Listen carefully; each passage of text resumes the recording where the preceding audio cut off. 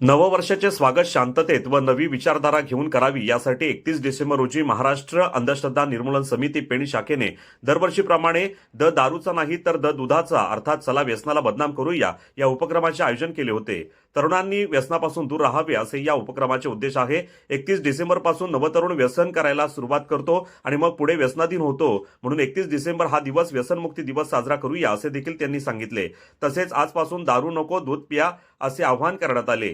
कार्यक्रमाची सुरुवात अंधश्रद्धा महाराष्ट्र राज्य निर्मूलन समितीच्या सक्रिय कार्यकर्त्या सावनी गोडबोले यांच्या हस्ते नागरिकांना मसाले दूध वाटपाने सुरुवात केली।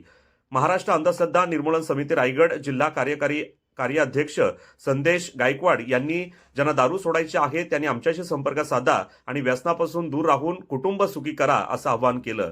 सदर कार्यक्रमात अरुण म्हात्रे यांनी स्वतःची दारू पिणं कशी सोडली याबद्दल माहिती दिली।